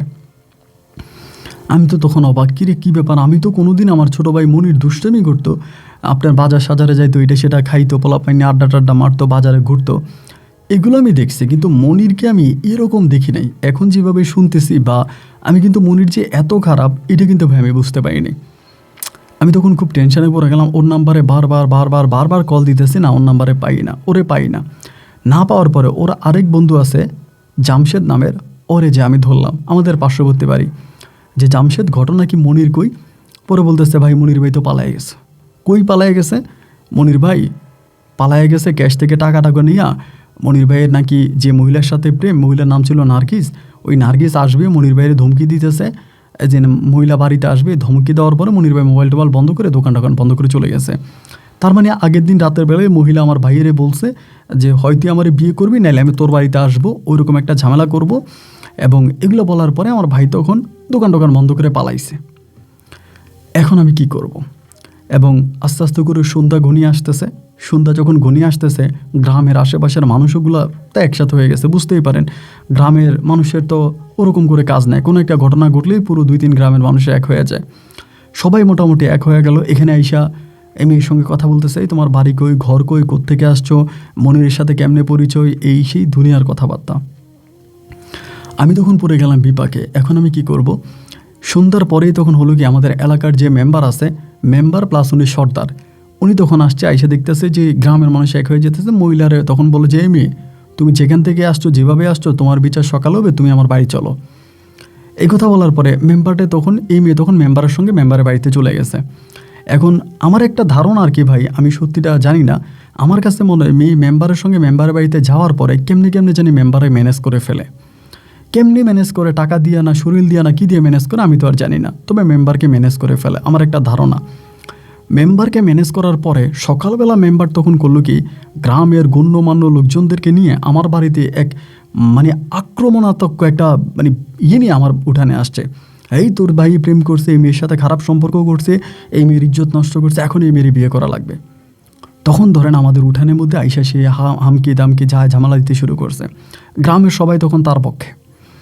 এখন আমি মহিলারে বললাম যে আমার ভাইয়ের সঙ্গে আপনার সম্পর্ক কীভাবে? মহিলা বলে ফোনে, রং নাম্বারে পরিচয়। আমার ভাই তার সাথে প্রেম করছে, এবং করার পরে মহিলার স্বামীর ঘর ছিল, মহিলার স্বামী নাকি বিদেশে থাকতো, এবং এরপরে মহিলার ঘরে সন্তান তাদের হয় নাই, এবং শেষ পর্যন্ত আমার ভাই তারে বিয়ের আশ্বাস দেওয়াতে সে তার স্বামীকে ছেড়ে দিছে, স্বামীকে ছেড়ে দিয়ে বাপের বাড়িতে চলে আসছে। এবং বাপের বাড়িতে আসার পর আমার ভাই প্রতিনিয়ত তার সঙ্গে খারাপ সম্পর্কও করতো, সেই বাড়িতে যাইতো আসতো, এবং তারে বিয়ে করবে এরকম আশ্বাস দিছে। এখন হঠাৎ করে মহিলা যখন বিয়ের জন্য চাপ দিছে, আমার ভাই তখন বাড়ি থেকে পালায়ে গেছে। বাড়িটারি পালায়, বাড়ি থেকে পালায় গেছে, এই মহিলার সঙ্গে যোগাযোগ নেয়, মহিলারা ব্লক করে দিছে। তখন সবাই দেখলাম যে মেম্বার এত গরম, মানে এত গরম যে আমাদের ঘর বাড়ি ভেঙে ফেলবে এমন একটা অবস্থা। একটা জিনিস কি ভাই, তখন বড় কষ্ট লাগলো, আপনাকে খুব একটা কথা বলি, মন থেকেই বলি। আমাদের পেটে যখন খাবার ছিল না, আমাদের পাতিলে যখন ভাত ছিল না রে ভাই, পেটে খাবার ছিল না, তখন আমাদের পাশের গ্রামের, আমাদের নিজের বাড়ির, আমাদের পাড়া প্রতিবেশী কেউ আইসা আমাদের জিজ্ঞেস করে নাই যে মিজান রে, মনির রে, তোরা খাইছিস কিনা? কেউ এই কথা জিজ্ঞেস করে নাই ভাই। আমার পেটে ভাত আছে কিনা কেউ জিজ্ঞেস করে নাই। আর আজকে আমার ছোটো ভাই একটা অন্যায় করলো, গ্রামের 10 জন আমার বিচার করার জন্য আমার উঠানে চলে আসছে। এটাই হচ্ছে গ্রামের জীবন। তা আমি তখন বললাম যে এবার সবাই আমারে বলতেছে, যারা আমার শুভাকাঙ্ক্ষী আছে গ্রামের, আমারে মানে বা আমার সঙ্গে ভালো সম্পর্ক, এরা ডাইকে বলতেছে যে মেম্বার যেমনি খেপছে, হয়তো পুলিশ টুলিশ ঝামেলা করতে পারে, একটা কাজ কর, মেয়েরে ঘরে নিয়ে যা, পরেরটা পরে হবে। পরে আমার এক চাচা আছে, উনিও আবার একটু মাতবর টাইপের, শফি কাকা তখন বললো যে ঠিক আছে, এখন তো আর মনির নাই, সুতরাং আমরা তো আর কোনো কিছু বুঝতেছি না। আর যেহেতু মনির মোবাইল বন্ধ করে দিছে, তার মানে অবশ্যই মনিরের সাথে এই মেয়ের সম্পর্ক আছে। তো ঠিক আছে, মনির আসা পর্যন্ত আমরা এই মহিলার ঘরে তুললাম। মনির যদি আসে তাহলে মনিরের সঙ্গে মহিলারে বিয়ে দিয়ে দিব, আমরা এই বলে মেয়েরে তখন ঘরে উঠাবো, এই সিদ্ধান্ত নিলাম। তো শফি কাকা যেমনি বললো এবং গ্রামবাসীও তখন মানলো, মেম্বারও তখন মানলো। আমরা তখন এই নার্গিসরে ঘরে উঠাইছি। নার্গিসরে ঘরে উঠানোর পরে নার্গিস তো ঘরে উঠে নার্গিস ওর মতো করে থাকতেছে, আর আমরা ভাই মনিরে খুঁজে বেড়াইতেছি। এমন কোনো জায়গা নাই, এমন কোনো পাড়া নাই, এমন কোনো মহল্লা নেই যে আমরা মনিরে খুঁজি নাই। মনিরের কোনো সন্ধান নাই, ও কি বাইচা গেছে না মরে আছে তাও বুঝতেছি না। আর দোকানের তালাটা ভাঙিয়ে দোকানের ভিতরে ঢুকে দোকানে কোনো মাল নাই। আমি প্রায় আপনার 1 লক্ষ টাকার মালা উঠে দিছি ওর দোকানে। আপনার মোবাইলের অনেক সরঞ্জাম উঠিয়ে দিছি, এরপরে চেয়ার টেবিল ডেকোরেশন, অনেক টাকা আমার খরচ হয়েছে। কিন্তু দেখলাম যে আমার ভাই সব কিছু মানে বিক্রি করে ফেলছে, দোকানটা একদম কিচ্ছু নাই, দোকানে 10 টাকার মালও নাই, এই সব বিক্রি করে ও ভাগছে। কি করব ভাই, কারে বলবো, কার কাছে যাবো? এই ছোটো ভাইয়ের জন্য কি না করছি। বাবা মারা যাওয়ার পর থেকে আমি সম্পূর্ণ নিজের তত্ত্বাবধানে, নিজের কষ্টে, নিজের খায়া না খায়া, নিজে কত বেলা না খাইয়েছিলাম হিসাব নাই, কিন্তু ছোটো ভাইরে না খাওয়াই রাখি নাই, সবসময় ওরা আমি খাওয়াইছি। এই যে ঘটনা ঘটতেছে, আবার এগুলো আমি, আমার বউ আমার এই শিউলি ফোন দিলে শিউলিরও বলি, শিউলি এমন ঘটনা এগুলো ঘটতেছে। শিউলি আমার বলে কি করবা মনির, যেহেতু ওরে পাও না, এখন আস্তে আস্তে দেখো কি করা যায়। পরে এই মহিলার ঘরে উঠালাম। এই মহিলার ঘরে উঠানোর পরে, নাম ছিল নার্গিসরে ঘরে উঠানোর পরে আমার গ্রামের সমস্ত পুরুষ মহিলা নার্গিসের বন্ধু হয়ে গেছে। ওই নার্গিসের কাছে বেশ টাকা পয়সা ছিল। এখন ওই তো বাপের বাড়ি থেকে টাকা আনছে, সম্ভবত আগে স্বামীর ঘর থেকে নিয়ে আসছে, ওর কাছে ভালো টাকা। এই টাকাও তখন করতেছে কি, এরে দিতেছে, ওরে দিতেছে, পাশের বাড়ির মানুষ আসলে ফল ফ্রুটে আনতেছে, ওদেরকে খাওয়াইতেছে, মিষ্টি খাওয়াইতেছে। এমনি সামনে যেহেতু খাবার পাইতেছে, গ্রামের সব মানুষ এক বাক্যে বলতেছে নার্গিসের মতো ভালো মানুষ হয় না, নার্গিস খুব ভালো মানুষ, নার্গিস খুব হৃদয়বান মানুষ। মানে সবাই তখন নার্গিসের প্রশংসায় একদম পাগল। তা আমার ছোটো ভাই তো নাই, ও নাই, শুধু গোপন সূত্রে আমি এমন একটা খবর পাইছি যে ও ঢাকায় আছে, ঢাকায় চলে গেছে, ঢাকায় চলে গিয়ে চাকরি করতেছে। কিন্তু ওর কোনো অ্যাড্রেস আমি জানি না, কোথায় চাকরি করে, কোন জায়গায় চাকরি করে। অনেক চেষ্টা করছি বের করার জন্য, কিন্তু বের করতে পারি নাই। শুধু এটুকুই জানি ঢাকায় থাকে, ওইখানে কি জানি কি চাকরি করে। যাক ভাই, আর কি করব, নিজের মতো করে চলতেছি, নিজের মতো করে খাইতেছি, আল্লাহ যেমনে রাখতেছে, আল্লাহ যেমনে খাওয়াইতেছে, ওভাবেই আছি। আর আমি আমার বউ শিউলির সঙ্গে কথা বলতেছি, শিউলি আমার বলতেছে তুমি টেনশন করো না, টেনশনের দরকার নেই, ও একদিন আসবে। এভাবে দীর্ঘ প্রায় 5 মাস কেটে গেছে। 5টা মাস কেটে গেল, আমার ছোটো ভাইয়ের কোনো সন্ধান পাই না, ছোটো ভাইয়ের কোনো খবর নাই। এই মেয়েরে বলতেছি দেখো আমার ছোটো ভাই তো নাই, এমন তো না যে আমার ছোটো ভাই তোমার বিয়ে করেই বাড়িতে আনছে। যদি আজকে বিয়ে করে আনতো তাইলে বুঝতাম যে তোমার বিয়ে করছে, তুমি কই যাবা, তোমার তো বিয়েও করে নাই, তোমার সাথে প্রেম করছে। তাই ছোটো ভাই যেহেতু নাই, আমরা তোমার কিছু টাকা পয়সা দিয়ে দিই, মানে কিছু জরিমানা দিয়ে দিই, কোনো টাকা পয়সা দিয়ে দিই, তুমি চলে যাও। এই কথা বলাতে ভাই মেয়ে আরও খেপছে। হ্যাঁ, আমার ইজ্জতের দাম কি টাকা দিয়ে কিনা যাবে? আমার কি আপনি টাকা দিয়ে কিনতে পারবেন? আমার ইজ্জতকে টাকা দিয়ে কিনা যাবে? আপনি এত বড় সাহস, আপনি এই কথা কোন সাহসে বললেন যে আপনি আমার টাকা দিবেন? আমি কি আপনার কাছে টাকা চাইছি? ভাই রে ভাই, এত গরম হয়েছে, আমি ভয়া তার সঙ্গে কথাই বলি না। এই কী বলবো, মহিলা মানে পারতেছে না যেন আমার মারতে আসবে। আপনি আমাকে টাকা দিয়ে কিনতে চান, আমার ইজ্জত আমি টাকায় বিক্রি করবো? আমি খারাপ মেয়ে? কী করবো তখন? আমিও তখন বুঝতেছি না, মাও তখন বুঝতেছে না, এই মেয়ের মতো পড়ে আছে। এই করে তখন আমরা যাইতেছি আসতেছি, এরই মাঝে হঠাৎ করে একটা জিনিস খেয়াল করলাম, একটা জিনিস খেয়াল করলাম কি, এক অন্যরকম মহিলা যার মাথার মধ্যে জট আছে। আপনারা দেখবেন মাথার মধ্যে জট দেখতে কিছুটা তান্ত্রিক বা কবিরাজের মতো। এইরকম এক মহিলা মাঝে মাঝে এই নাসরিন আক্তারের কাছে আসতো। তো নাসরিন আক্তারের মাধ্যমে জানতে পারে এটা নাকি তার নানির বোন। নাসরিন আক্তার বলতেছে এটা আমার নানির বোন, মাঝে মাঝে এখানে আসে, আইসা তার সঙ্গে কথাবার্তা বলে আবার চলে যায়। তো কেন এরকম করে, কেন থাকতেছে, এই সমস্ত কিন্তু আমি আর জানি না। এভাবে মহিলা আসে, আইসা বাড়িতে 1 দিন 2 দিন থাকে নাসরিনের সঙ্গে, থাইকে আবার ওয়ের মতো করেও চলে যায়, মহিলা চলে যায় থাকে। এই করতে করতে বেশি দিন না, অল্প কিছুদিন কেটে যাওয়ার পরে আমার একদিন হঠাৎ করে জ্বর উঠে। এত জ্বর উঠে যা ঠিক বলার মতো না। আমি জ্বরে বিছনা থেকে উঠতে পারি না। শুধু জ্বর আমার না, আমার মায়েরও জ্বর উঠে। মায়েরও জ্বর, আমারও জ্বর, আমরা কেউ বিছনা থেকে উঠতে পারি না, মনে হয় যেন মরে যাওয়ার উপক্রম হয়েছি। এই জ্বরটা ওঠার পরে এই নাসরিন তখন আমার আর আমার মায়ের সেবা করতে শুরু করে। আমাদেরকে খাবার দাবার খাওয়ায়, আমারে গরম পানি করে দেয় গোসলের জন্য, ওষুধ আইনা দেয় এবং রান্নাবান্না করে। মানে এই আমরা অসুস্থ হওয়ার এই সুযোগটাতে নাসরিন মোটামুটি আমার আর আমার মায়ের কলিজার মধ্যে ঢুকে যায়। আমাদের পরিবারের খুব কাছের মানুষ হয়ে যায়, খুবই কাছের মানুষ হয়ে যায়। তো ওই সময়টাতে আমার কাছে মনে হলো যে না, মেয়েটা অনেক ভালো। আগে আমরা তার যতই খারাপ মনে করি বা যেটাই মনে করতাম না, যে মেয়েটা এখন ভালো। এই যে আমাদেরকে রান্নাবান্না করতেছে, জ্বরের মধ্যে আমারে খাওয়াইতেছে, আমার দোকান দেখাশোনা করতেছে, মানে খুব দায়িত্ব নিয়ে আমাদের এই পরিবারের কাজগুলো করতেছে। তাই না, আমার তখন অটোমেটিক বেশ ভালো লাগলো যে না, আমার বড় বোনও এক শেরের বাড়ি, ওরও মানে স্বামীর কোনো ভাইটাই নেই, ও কামের জন্য আসতে পারে না, ওর কাজ করে ওই বাড়িতেও আসতে পারে না। তা এই ভিতরে যখন নার্গিস আমাদের এত উপকার করলো, আমাদের এত কাছে আসলো, তখন মনে হলো যে না, নার্গিস মনে হয় সত্যিই ভালো। এই সত্যি ভালোটা ভিতরে ঢোকার পরে আমার ভিতরে হঠাৎ করে নাসরিনের জন্য কেমন যেন একটা মায়া জন্মে গেল। আমি জানি না, আপনি ঠিক পরেই বুঝতে পারবেন এবং মানে শেষ পর্যন্ত এটা জানলে হয়তো আপনি লাফ দিয়ে উঠে দাঁড়ায় যাবেন যে কী হয়েছে। আমার ভিতরে কেমন জানি একটা অন্যরকম কাজ করতো, কোনো কিছু ভাল লাগতো না এবং মনে হয় যেন নাসরিনকে না দেখলে আমার ভাল লাগে না। আমি নাসরিনকে না দেখলে মনে হয় যেন পাগল হয়ে যাই। সবসময় নাসরিন কই বাজারে যাইতাম, ওর জন্য খাবার নিয়ে আসতাম, এটা ওইটা নিয়ে আসতাম, মানে ওর জন্য একরকম আমি তখন পাগল হয়ে গেছিলাম। মানে ভিতরে মনে হইতো আমি দোকানে যাইতাম, 2 ঘন্টা 3 ঘন্টা দোকান করতাম, 2-3 ঘন্টা পরে হঠাৎ মনের ভিতরে মনে হইতো আরে নাসরিন কই, আমার নাসরিন কই। আমি ওরা দেখার জন্য বাড়িতে চলে আসতাম, আইসা ওরা খাবার টাবার দিতাম। আবার আমার মাও কোনো কিছু বলতো না। ওই সময়টাতে দেখা যায় আমার বউ যখন শিউলি আমারে ফোন দিত, আমার ভাল লাগতো না। শিউলি ফোন দিলে আমি শিউলির লোকে আপনার চিল্লাচিল্লি করতাম, ঝামেলা করতাম, কথা বলতাম না, খুব খারাপ ব্যবহার করতাম। এইটা সেটা অনেকভাবে আপনার খারাপ ব্যবহার হইতো শিউলির সঙ্গে, অতিরিক্ত খারাপ ব্যবহার করতাম। ও ফোন দিলেই গালাগালি করতাম, এই তোমার আমার ভালো লাগে না, তুমি আমারে ফোন করো কেন, আমি তোমার সঙ্গে কথা বলবো না, আমি তোমারে চাই না, আমার ভাল লাগে না। তখন আমার শুধুমাত্র নার্গিসরে ভাল লাগতো। নার্গিসরে ছাড়া আর কোনো কিছুই বুঝতাম না। এক পলক নাসরিনটা দেখার জন্য পাগল হয়ে যেতাম। এরকম করে সময়গুলো কাটতে কাটতে, যেহেতু গ্রামের মানুষ আছে, পাড়া প্রতিবেশীরা আছে, তারা অনেকেই বিষয়টা উপলব্ধি করলো। তারা অনেকেই দেখলো যে না, আমি নার্গিসরে ছাড়া কোনো কিছুই বুঝি না। এবং তারাও তখন আমার কাছে যেটা একটা ধারণা আর কি, আশেপাশের অনেকের সঙ্গেই তো শিউলি কথাবার্তা বলতো, হয়তো আমাদের আশেপাশের বাড়ির কোনো মহিলা শিউলিকে বলে দিছে যে আমি এরকম নার্গিসের সঙ্গে এরকম। এগুলো বলে দেওয়ার পরে একদিন রাতের বেলায় শিউলি আমাকে সৌদি থেকে ফোন দিছে। ফোন দিয়ে আমার সঙ্গে খুব দুর্ব্যবহার করলো, খুব খারাপ ব্যবহার করলো, যে আমি তোর জন্য কী না করছি, মানে তুই তাই করে খুব খারাপভাবে আমার সঙ্গে কথা বললো, যেটা আমাকে আসলে বেশ কষ্ট দিয়েছে আমার ভিতরে, যে ও আমার সঙ্গে এরকম ব্যবহারটা কেন করলো। আমার সঙ্গে এই ব্যবহারটাও না করলেও পারতো, খুব দুর্ব্যবহার, খারাপ ব্যবহার করছে আমার সঙ্গে। তা আমি তখন খুব কষ্ট পাইছি, মানে মানসিকভাবে অনেক কষ্ট পাইছি। অনেক কষ্ট পাওয়ার পরে আমি বললাম যে এটা আমার সঙ্গে তুমি কেন করলা।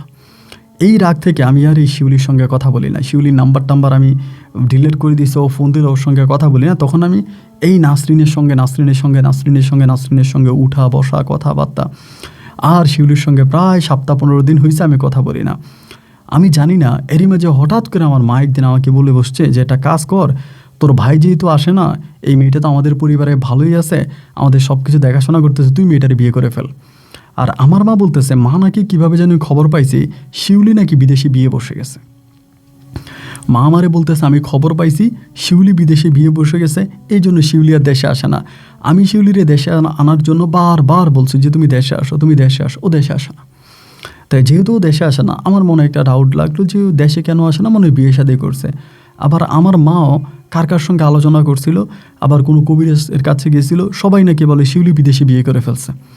তাই মা বলে তুই শিউলির আশায় বোধহয় বসে থাকিস না, তোর তো সংসার আদি লাগবে, বাচ্চা কাচ্চা লাগবে, এবং এই মহিলা বা এই মেয়ে যেভাবেই হোক আমাদের ঘরে যেহেতু আসছে, আমাদের সঙ্গে মিশা, আমাদের সঙ্গে সম্পর্ক ভালো আছে, সে জায়গা থেকেই তুই আরে বিয়ে করে ফেল, ওরে বিয়ে করে ফেল, মা বলতেছে। মা বলার সঙ্গে সঙ্গে আমিও তখন ভিতর থেকে হ্যাঁ আমি করব, আমি তোর জন্য পাগলে, আমি তখন তারে বিয়ে করে ফেলি। তখনও কিন্তু শিউলি আমার ব্লক লিস্টে, মানে শিউলির আমি ব্লক করে রাখছি, ওর সঙ্গে কথা বলি না। তখন আমি নাসরিনকে বিয়ে করে ফেললাম। নাসরিনকে বিয়ে করার পরে আমার যেদিন বাসর ঘর হলো, আমার বাসর ঘরের পরের দিন 3 দিন পরে, 3 দিন কি 4 দিন পরে, 4 দিন পরে, ওকে বিয়ে করার 4 দিন পরে সৌদি থেকে একটা নাম্বারে আমার মোবাইলে কল আসে। নাম্বারটা আমি চিনি না, একটা নাম্বারে কল আসে। আসার পরে আমি কলটা রিসিভ করি। রিসিভ করার পর আমারে বলতেছে যে আপনি কে, আপনার নাম কি মিজান? আমি যে জি আমার নাম মিজান। পরে বলে আপনি কি শিউলির হাজব্যান্ড, এরকম করে বাংলা ভাষায়। আমি বললাম জি আমি শিউলির হাজব্যান্ড। তা বলতেছে যে গতকালকে রাতে শিউলি ফাঁসি দিছে, শিউলি গতকালকে রাতে ফাঁসি দিয়ে মারা গেছে। তো আমার বউ মারা গেছে, স্বাভাবিকভাবে তো আমার ভিতরে একটা কষ্ট আসার কথা, একটা দুঃখ আসার কথা, বা আমার একটু খারাপ লাগার কথা। আমি না, আমার ভিতরে কোনো রকমের কষ্ট লাগে নাই যে শিউলি মারা গেছে, কষ্ট পাবো, আমার ভিতরে কোনো কষ্ট আসে না। এই মহিলা আমার এটাও জিজ্ঞেস করে আমরা কি লাশ দেশে পাঠাবো বা কোন ঠিকানায় পাঠাবো, তার তো কোনো ঠিকানা না পাই নাই, কেমনে লাশটা পাঠানো যাবে কি না। আমার ভিতর থেকে তখন কেন জানি মনে হয়েছে যে ওর তো দেশে কেউই নাই, ওর মাও নাই, বাপও নাই, আত্মীয় স্বজন বলতে কেউই না, দেশে লাশ পাঠায় কী করবেন, সৌদি আরব ভালো জায়গা, ওইখানে তারা দাফন করে ফেলেন। কিন্তু ভাই কেন যে এই কথাগুলো বলতেছি নিজেও বুঝতেছি না, যে কেন বলতেছি। এটা বলার পরে মহিলা বলছে তাহলে কি আমরা লাশ দেশে পাঠাবো না? আমি যে না, আপনারা লাশ দেশে পাঠানোর দরকার নেই, আপনারা লাশ দেশে পাঠাইন না, আপনারা ওরা ওইখানে দাফন করে ফেলেন। এই কথা বলে লাইনটা কেটে দিলাম। লাইনটা কেটে দেওয়ার পরে ভিতরে কোনো রকমের কষ্ট লাগতেছে না, কিন্তু মানে কষ্ট পাইতেছি না। আমার বউ মরে গেছে, স্বাভাবিকভাবে আমি কোনো কষ্টে নাই। ঘরে আসার পরে মারে বললাম, মা আমার একই বাক্যে বললো যে এই মেয়ে খারাপ, ওই বিদেশে খারাপ কাজ করতো, ওই মারা গেছে, ভালো হয়েছে, তুই তোর বর্তমান বউ নিয়ে সুখে থাক, ওর চিন্তা করিস না, ওরে নিয়ে ভাবিস না, ওইটা চলে গেছে, ওইটা বাদ দে। মাও যখন এটা বললো আমিও তখন ভাবলাম যে ঠিক আছে, তাহলে আর ওরে নিয়ে চিন্তা করার দরকার নেই। আমি তখন আমার বর্তমান বউ নাসরিনের সঙ্গে বেশ ভালোভাবে সময় কাটাচ্ছিলাম, আরামাসের সময় কাটাচ্ছিলাম। এভাবে শিউলি ভরে যাওয়ার প্রায় 3 মাস পরে, আনুমানিক একটা ধারণা আর কি, আমার 3 মাস পরে আমার ভিতরে কেমন জানি তখন একটু আস্তে আস্তে আস্তে আস্তে করে এক ধরনের টান কাজ করতে শুরু করে, মানে বিবেক আস্তে আস্তে করে নাড়া দিচ্ছিল যে আমি আজকে বাজারের উপরে আমার 3টা দোকান, একটা আমি চালাই, 2টা আমি ভাড়া দিই, এবং আজকে আমার বাড়িতে বিল্ডিং, বাড়ির আশেপাশে বাউন্ডারি করা, আমি একটু জায়গা সম্পত্তি কিনেছি। আমি একটা সময় কোথায় ছিলাম? আমি তো একটা সময় মানুষের জমিতে কাজ করতাম, দিন মজুরের কাজ করতাম, মানুষ আমাকে টাকা দিত। এরকম কষ্টে কষ্টে কষ্টে কষ্টে তো আমার জীবন কাটছে। কিন্তু আজকে আমি এত কিছু করলাম, আমার এত কিছু কে করাইলো, কার মাধ্যমে করলাম? তার মানে তো শিউলির মাধ্যমে করছি, শিউলি করাইছে। তাহলে আমি কেন শিউলিরে এইভাবে প্রত্যাখ্যান করলাম? আমি কেন শিউলিরে রাইখা নার্গিসকে বিয়ে করে ফেললাম? আমি কেন মায়ের কথা বিশ্বাস করলাম? আমি কেন পাড়া প্রতিবেশীর কথা বিশ্বাস করলাম? আমি কেন করলাম এই? আমি কেন করলাম করতে করতে আমি তখন মায়ের প্রশ্ন করি যে মা আমি এগুলো কী করলাম, আমি এগুলো কেন করলাম? আমার মাও তখন আমার সাপোর্টে কথা বলতেছে। এইভাবে মা আর আমি এক হইয়া তখন এই নাসরিনের সঙ্গে ঝগড়া শুরু করি যে নাসরিন মনে হয় কিছু একটা করছে। এই ঘটনার মধ্যে মা তখন করছে কি, এক কবিরাজের কাছে গেছে, কোন বড় তান্ত্রিকের কাছে না, কবিরাজের কাছে গেছে। সেই কবিরাজ তখন বলতেছে আমাদের বাড়িতে আইসা তিনি 4টা তাবিজ উঠাই দিচ্ছে। আমাদের বাড়িতে কবিরাজি করে তিনি 4টা তাবিজ উঠাই দিয়ে বলতেছে এই 4টা তাবিজ আমার নামে আর আমার মায়ের নামে করা হয়েছে, এবং এই তাবিজগুলো নাসরিন করছে। আমি তখন বুঝে গেলাম যে কালো জাদুর মাধ্যমেই নাসরিন আমাকে বশ করছে, কালো জাদুকর আমাকে বশ করছে, এবং আমার মাধ্যমেই আমার বউ শিউলিকে আমার কাছ থেকে সরাই দিছে। বা আমি বিয়ে করছি এই জন্যই তো শিউলি মারা গেছে, না তো শিউলি আর মারা যাইতো না। আমি আর কি করব, আর কোনো কিছু বুঝতেছি না ভাই, পাগল হয়ে গেছিলাম তখন। মানে একরকম পাগল হয়ে গেছিলাম, এত পাগল হয়ে গেছি যা বলার মতো না। আমার ভিতরে আর আমি নেই। তখন আরও কয়েক মাস বাড়িতে ছিলাম। কয়েক মাস থাকার পরেই আমার মা কোনো অসুস্থ না, আমার মায়ের শারীরিক কোনো সমস্যা না, আমার মা ভালো একজন মহিলা। হঠাৎ করে আমার মা, তখন আমি দোকানদারিও করি না, বাড়িতে থাকি, পাগল হয়ে রাস্তার মধ্যে ঘুরি আর শুধু বলি শিউলি শিউলি শিউলি শিউলি বলে রাস্তায় ঘুরি। হঠাৎ করে আমার আম্মা মারা গেছে। কিভাবে আমার আম্মা মারা গেল আমি নিজেও বুঝতে পারলাম না। মা মারা যাওয়ার পরে আমি তখন আগে মা মারা যাওয়ার আগে কিন্তু আমি নাসরিনকে তালাক দিয়ে দিছি। আর কাবিনে যে টাকা হয়েছে ওই টাকা নিয়ে আমি তার তালাক দিয়ে দিছি, তুই চলে যা, আমার বাড়িতে থাকার দরকার না। ও কিন্তু আমার বাড়ি ছেড়ে যায় নাই, তালাক দেওয়ার পরেও আমার বাড়ির মধ্যে রয়ে গেছে, বাড়ি থেকে যেতে চায় না। মা যখন মারা গেছে মায়ের দাফন কাফন করলাম, বাবার পাশে মায়েরে মাটি দিলাম। মায়েরে মাটি দেওয়ার পর আমি তখন পাগল হয়ে গেছি। এই কয়েকদিন রাস্তায় ঘুরে হঠাৎ করে নিজের ভিতরে একটা অনুশোচনা জেগে বসলো যে না, আমি এই সংসার, এই ঘর বাড়ির সব কিছু ছেড়ে আমি দিনের রাস্তায় চলে যাব। যে শিউলি আমার জন্য এত কিছু করছে, আমি শিউলির সাথে বেইমানি করেছি, আমি শিউলিকে ধোকা দিয়েছি, আমারে আল্লাহ কখনোই ক্ষমা করবে না। আমি আল্লাহর পথে চলে যাব, আমি দিনের পথে চলে যাব। এই ঘর বাড়ি জায়গা সম্পত্তি সব কিছু ছেড়ে, তখনও কিন্তু নাসরিন আমার ঘরে বসে আছে। একদিন কই যায় আবার আসে, আমি এই সব কিছু ছেড়ে, আমার ছোটো ভাইয়ের সঙ্গে তখন দেখা নাই। ছোটো ভাই আমি জানতাম ঢাকায় আছে, ঢাকায় ওর কোনো খবর আমি পাই নাই। ও কই গেছে ও জানে না, বেঁচে আছে না মরে গেছে তাও জানি না।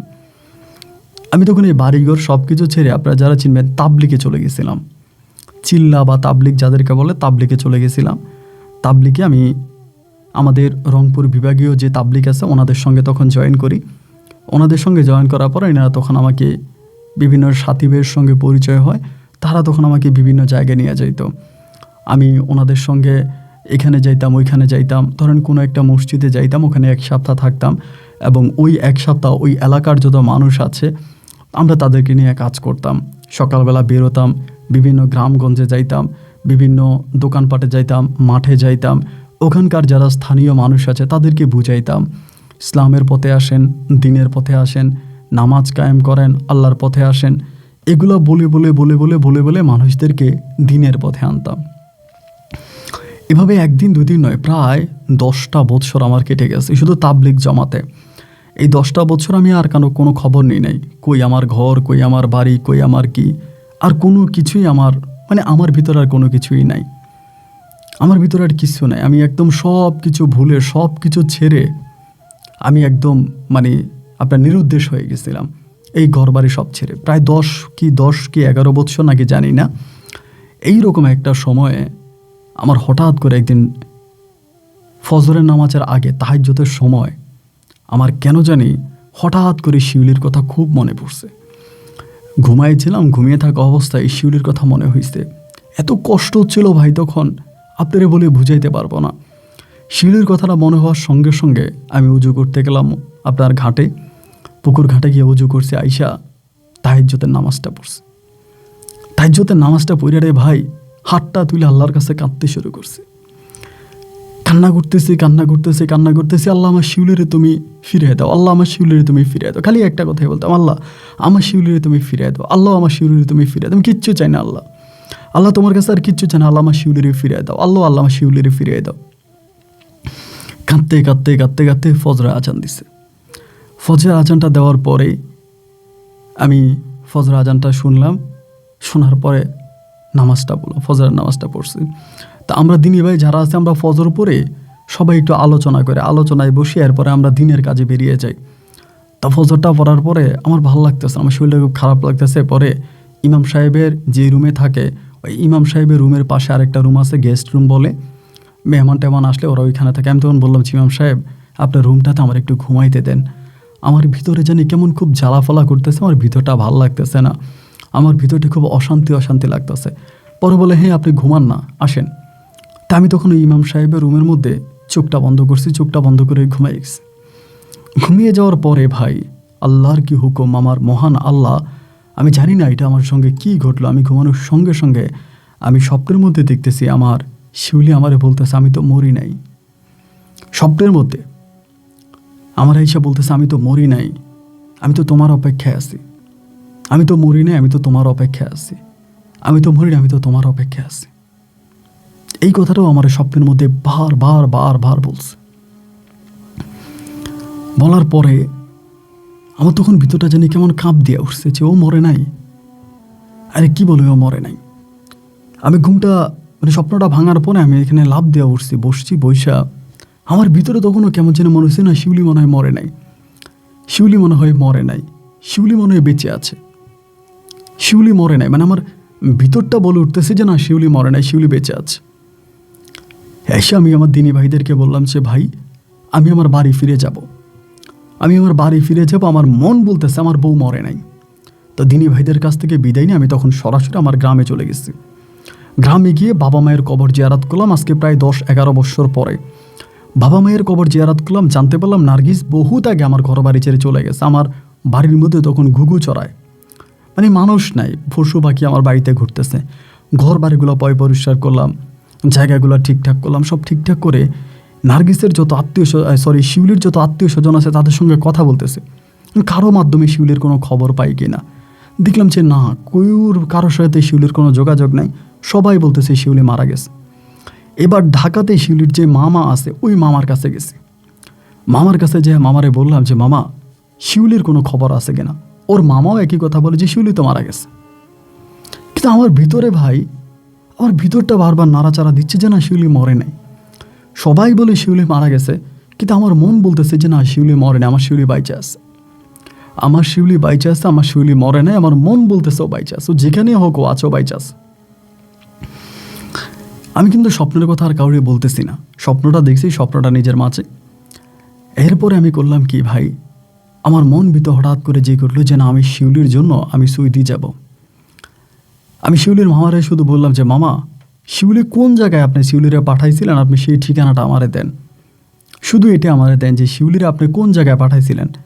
তখন তিনি আমাকে বলল, একটা লোকের ঠিকানা দিল যে সৌদিতে ওই লোকটা ভিসাটা বের করে দিছে। যেহেতু আরও বহু বছর আগের ঘটনা, উনি ডিটেলসে বলতে পারে না, তবে একটা লোকের ঠিকানা আমাকে দিছে। লোকটার নাম হচ্ছে কায়ুম, বাড়ি হচ্ছে বরিশাল, নাম হচ্ছে কায়ুম। উনি মদিনায় থাকে, ঠিকানাটা আমাকে উনি কাগজে লিখে দিছে। আমার মামা ওনার যে ডায়েরি ছিল, ওনার ডায়েরি যে আদম ব্যবসা করতো, তো ওই আদম ব্যবসার ডায়েরি থেকে কেমনে কেমনে নাম্বারটা বের করে দিচ্ছে, ঠিকানাটা বের করে দিচ্ছে। এবার আমি লোকের মাধ্যমে সৌদির ভিসা লাগাইলাম। সৌদির একটা ফ্রি ভিসা নিচ্ছি। একটা ফ্রি ভিসা নেওয়ার পর আমি তখন সৌদিতে গেছি। সৌদিতে যাওয়ার পর আমার ভিসাটা ছিল রিয়াদ গেছি। যাওয়ার পর ওই মালিক আমরা তখন কাগজপত্র করে দিয়ে বললো যে প্রতি মাসে তারা একটা ইন্টারেস্ট দিতে হবে, আর আমি বাইরে কাজ করব। তা আমি বাইরে কাজ কী করবো, আমি কিন্তু জমি জমা বিক্রি করছি। এই শিউলির টাকা দিয়ে যে জমি কিনছি সেগুলো বিক্রি করছি, দোকান বিক্রি করছি, কইরা এই ক্যাশ টাকা দিয়ে আমি তখন সৌদিতে গেছি। যাওয়ার পরে খোঁজা শুরু করছি, কাজ করতাম না, মদিনাতে খালি ঘুরতাম। যে আচ্ছা এখানে বলে রাখি যে কায়ুমের যে ঠিকানা আমাকে দিয়েছিল ওই ঠিকানা কিন্তু আমি কায়ুমরে পাই নাই। ওনার যেই ঠিকানা সেই ঠিকানা হচ্ছে আর কায়ুম নামের কাউরে আমি পাই নাই। মামা আমার যে ঠিকানা দিয়েছিল ওই ঠিকানায় পাওয়া যায় না। তারপরেও মন বলতেছে আমি ওরে পাবো, আমার ভিতরে বলতেছে যে না আমি কোথাও না কোথাও শিউলিরে পাবো, শিউলি কোথাও না কোথাও আছে। এই মক্কা মদিনা খুঁজতেছি। তখন আমি আর বড় হজ আসছে, বড় হজের সময় আসছে। তা আমার একটা নিয়ত ছিল আমি বড় হজ করবো, আল্লাহর কি হুকুম আর কি। এই বড় হজের নিয়ত করছি দেখে আমি অসুস্থ হয়ে গেছি হঠাৎ করে, আমি জানি না এটা আল্লাহর খেলা। আমি অসুস্থ হয়ে গেছি, আমি বড় হজটা করতে পারি নাই। বড় হজের কিছুদিন পরে আমি তখন একটা সিদ্ধান্ত নিলাম যে এটা ওমরার মতো করব, একটা ছোটোখাটো হজ আমি করব। এর কয়েকটা মাস পর আমি তখন ওমরার মতো একটা হজ করলাম, ওমরা করলাম। করে এবার আমি আবারও সৌদিতে ঘুরতেছি। আমি যাওয়ার সময় অনেক টাকা নিয়ে গেছি সাথে করে, যে টাকা নিয়ে আমি শুধু ওরে খুঁজবো। আল্লাহ আমার আল্লাহ সাক্ষী, আল্লাহ আমারে কী জিনিস দেখাইলো। আমি মদিনার মধ্যে যাওয়ার পরে একটা বৃদ্ধ মহিলা, যার বয়স আনুমানিক প্রায় 100-ও বেশি হবে। তাই আরব দেশগুলোতে দেখবেন মহিলাদেরও মসজিদ আছে, পুরুষের মসজিদের পাশে মহিলাদের মসজিদ। তা আমি এই পুরুষের মসজিদে ঢুকছি। আমি সেই মদিনা এলাকায় একটা জায়গায় থাকতাম, জানিও মদিনায় থাকে বিভিন্ন কাজের মহিলা আছে না, ওনাদের সঙ্গে কথা বলি, যেরকম বাঙালি মেয়ে আছে কিনা শিউলি নামের, বা ওর ছবি দেখায়, কথাবার্তা বলি, কেউ আসলে ওভাবে চিনে না। তাই এর ভিতরে হইলো কি, বৃদ্ধ মহিলাটা গাড়ির ভিতরে আছে। মহিলাটা মনে হয় গাড়ি থেকে বেরোবে, সে বেরোইতে পারতেছে না, একটু দরজা খুলছে, সে বেরোইতে পারতেছে না, বয়স্ক। তাই আবার সৌদিতে একটা নিয়ম আছে, কিন্তু আপনি কোনো মহিলারে ধরতে পারবেন না, বা কোনো একটা মানুষ অ্যাক্সিডেন্ট হয়ে পড়ে আছে আপনি তার ধরতে পারবেন না। আমি তখন করলাম কি, দরজাটা টান দিয়ে মহিলাটার হাত ধরছে। মহিলাটার হাত ধরার সঙ্গে সঙ্গে এই মহিলার মেয়ে নাকে জানি না আরও 2-3টা মেয়ে সেখানে চিল্লাচিল্লি শুরু করছে। চিল্লি করে তারা তখন কী করলো, আপনার পুলিশ কল দিয়ে দিছে। এখন পুলিশ কল দেওয়ার সঙ্গে সঙ্গে ওখানে তো পুলিশ ধরেন আপনার মুহূর্তের মধ্যে চলে আসার পরে সেই জায়গার ভিতরে এক মেয়ে, মানে তার কণ্ঠ আমার কাছে মনে হলো যেন শিউলি, বোরকা পরা, বলতেছে ম্যাডাম ম্যাডাম, আরবিতে বলতেছে ওর ভুল হয়েছে, ওরে আমি চিনি, মাফ করে দেন, আপনি পুলিশ বিদায় করেন, আমি এটা বুঝবো, ওরে আমি চিনি, ও বাঙালি আমি চিনি, এই আপনি পুলিশ বিদায় করে দেন। মহিলারা বলতেছে ও, তা কণ্ঠটা শিউলির মতো লাগছে। আমার তখন মনে হচ্ছে এটাই মনে আমার শিউলি। আমি তখন দিলাম একটা চিৎকার দিয়ে ওর বোরকা ধরে দিছি টান, মানে মুখে তো বোরকা পড়ছে বাঙালির মতো, বোরকা ধরে টান দিয়ে দেখতেছে আমার শিউলি। আমি তখন শিউলি বলে জড়ায় ধরে দিচ্ছি চিৎকার, পুলিশ এসে আমারে ধরে টানতেছে একদিকে, আমি শিউলিরে ছাড়তেছি না। এবার পুলিশ আমার ঘাড়ের মধ্যে 2টা ঘুষির মতো মারছে। পরে শিউলি পুলিশরা আরবিতে কী বলতেছে যে আমার স্বামী, এরকম করে ও কথা বলার পরেই পুলিশ তখন ছেড়ে দিছে। তারাও তখন সবাই অনেক অবাক হয়ে গেছে। অবাক হয়ে যাওয়ার পরে ওই মেয়েরা তখন পুলিশকে বুঝিয়ে শোনায়, পুলিশ বিদায় করলো, পুলিশ চলে গেছে। আমার তখন তারা ঘরের ভিতরে নিয়ে গেল। ঘরের ভিতরে নিয়ে যাওয়ার পরে ওরে জিজ্ঞেস করতেছে এটা কে, এই ছেলেকে, ও শিউলি বলতেছে আমার স্বামী, আমি দেশে যোগাযোগ করি না বহু বছর, আমারে দেখার জন্য আমারে আসছে, আমি ঠিকানা দিন, আমার ও খুঁজে বের করছে, বা পুরো ঘটনা ও তখন কিছুটা বলছে। তা এখানে হইল কি, শিউলিরে ওই যে বৃদ্ধ মহিলার কথা বলছে, ওই বৃদ্ধ মহিলা শিউলিরে মেয়ে ডাকছে। বৃদ্ধ মহিলার মেয়ে হচ্ছে 4টা, শিউলি সহ 5টা, মানে শিউলিরে উনি একটা মেয়ে বানায় রাখছে বৃদ্ধ মহিলা। ওই বৃদ্ধ মহিলার দেখাশোনা করতো, বৃদ্ধ মহিলার কাজ করতো, বৃদ্ধ মহিলার সাথে থাকতো। এবার এই বৃদ্ধ মহিলা তখন তার মেয়ে ডাকছে, ডাকার পরে বললো যেটা আমার জামাই। বৃদ্ধ মহিলা বলে এটা আমার মেয়ের জামাই। এই কথা বলে তখন এই বৃদ্ধ মহিলা আমাকে তার সঙ্গে এই একই বাড়িতে রাখতে শুরু করছে। আমাকে রাখতে শুরু করছে। আমি শিউলির পা ধরে ক্ষমা চাইছি, শিউলিরে বলছি শিউলি আমার কোনো দোষ নেই, আমার কালো জাদু করছে, এবং এই নাসরিন আমার মায়েরও মায়েরে ফেলছে। আপন ভাই, আজ আমার সুখের গল্প আপনাকে কি বলবো। আমার শিউলির সঙ্গে সংসার শুরু হয়। বর্তমানে আমার 3টা মেয়ে আর 2টা ছেলে রয়েছে। 3 মেয়ে 2 ছেলে। আপনি শুনলে অবাক হয়ে যাবেন, আমার 2টা সন্তানে যমজ হয়, মানে আমার 2টা মেয়ে আর 1টা ছেলে 1টা মেয়ে যমজ হয়। আজ আমার 5টা সন্তান। সৌদিতে আমি এখন কিচ্ছু করি না। যে মহিলা শিউলিরে মেয়ে ডাকছিল, ওই বৃদ্ধ মহিলা একটা বাড়ি করে দিছে আমাদেরকে, এবং আমাদেরকে এত টাকা দিছে যে আমাদের 14 পুরুষ কামাই করে খেতে হবে না। আজকে সৌদিতে আমি আর আমার বউ শিউলি একসঙ্গে গাড়ি দিয়ে ঘুরে বেড়াই, একসঙ্গে এখানে সেখানে যাই, আমাদের ব্যবসা বাণিজ্য আছে। আলহামদুলিল্লাহ, আল্লাহর অশেষ মেহেরবানিতে আমরা এত ভালো আছি যেটা আপনাকে বলে বোঝাতে পারবো না। আপন ভাই, আপনার গল্পগুলো শুনি আমি আর আমার বউ, আমাদের খুব ভালো লাগে। আমি, আমার বউ আর আমার বড় মেয়ে মিলে আপনার গল্পগুলো শুনি, আর আমরা একদিন সিদ্ধান্ত নিলাম আমাদের পারিবারিক ঘটনাগুলো আপনাকে জানাবো। সব কিছু আপনাকে বললাম, আর সবশেষ একটা কথাই বলি আপন ভাই, আমি তাহাজ্জুদ পড়ে আল্লাহর কাছে হাত তুলে শিউলির জন্য কান্না করতে, আল্লাহ শিউলিরে আমারে ফিরিয়ে দিছে। সৌদির এই পবিত্র জায়গা থেকে আজ আপনাকে বলি, কোনো মানুষ যদি খাস নিয়তে আল্লাহর কাছে তাহাজ্জুদের সময় কোনো কিছু চায়, আল্লাহ তাকে খালি হাতে ফিরায় না। আমি তার জ্বলন্ত প্রমাণ। তাই আপনি আমার গল্পটা রেকর্ড করবেন। ভালো থাকবেন। আসসালামু আলাইকুম।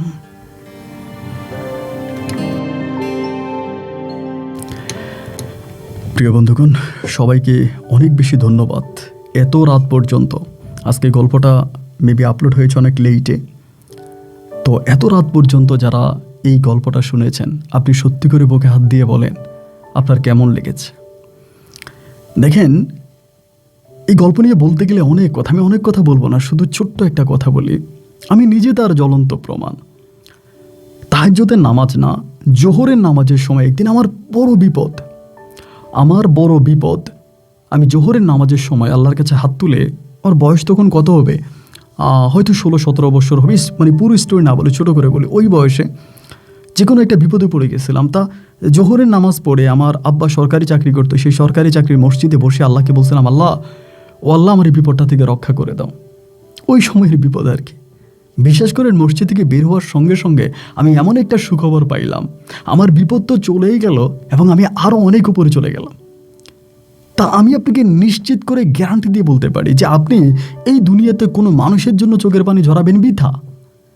এই দুনিয়ার কোনো মানুষ যদি আপনার দুফোঁটা চোখের পানির মূল্য না দেয়, আপনি আল্লাহর কাছে এক ফোঁটা চোখের পানি জড়ান, নামাজের বিছানায় বসে জড়ান, আপনার কিচ্ছু অভাব হবে না। আপনার বুকে অনেক কষ্ট, আপনি নিঃশ্বাস নিতে পারছেন না, কেউ আপনাকে ধোকা দিয়েছে, আপনার সঙ্গে চিট করেছে, আপনি নামাজের বিছানায় বসে যান, আপনি তাহাজ্জুদে বসে যান, আপনি আল্লাহর কাছে হাত তোলেন, আপনি আল্লাহর কাছে চান, আপনার মনের কষ্ট আল্লাহ দূর করে দিবে। আজ কেন আমাদের সমাজে এত বিচ্ছেদ? আজ কেন আমাদের সমাজে এত আত্মহত্যা? আপনি জানেন কি না জানি না যে প্রতিদিন প্রতি সেকেন্ডে এই পৃথিবীতে মানুষ সুইসাইড করতেছে, এবং বর্তমানে সুইসাইডের অবস্থা এত বেড়েছে, এত মানুষ আত্মহত্যা করতেছে যা ঠিক বলার মতো না। 12 বছরের ছেলে, 13 বছরের ছেলে, 20 বছরের মানুষ, 35 বছর, 40 বছর, 70 বছর আত্মহত্যা করতেছে। তার কারণ কি জানেন? অশান্তি, ডিভোর্স, তালাক। কেন হচ্ছে জানেন? শুধুমাত্র আমরা আল্লাহর কাছ থেকে সরে গিয়েছি। আমাদের মা বোনেরা, আমাদের আগের দাদিরা যেমন আল্লাহর কাছে চাইতো, কান্নাকাটি করতো, পর্দায় থাকতো, আজকালকার মেয়েরা এইসব করে না। এই জন্য আমাদের সমাজে ডিভোর্স বেড়ে গেছে, আমাদের নারীদের মাঝে শয়তান ভর করেছে, আমাদের ঘর থেকে আল্লাহর রহমত উঠে গেছে। আপনি নামাজমুখী হয়ে যান, আপনি আল্লাহকে চান, গোটা দুনিয়া আপনার পায়ের কাছে আসবে। আপনি আল্লাহর পায়ে সেজদা দেন, গোটা দুনিয়া আপনার কাছে এসে মাথা নত করবে। Yes, guaranteed. সবাই ভালো থাকবেন, সুস্থ থাকবেন, এই শুভকামনা। আজকের মতো এখানে বিদায়। দেখা হবে নতুন দিন নতুন কোনো গল্পে। আল্লাহ হাফিজ অ্যান্ড আসসালামু আলাইকুম।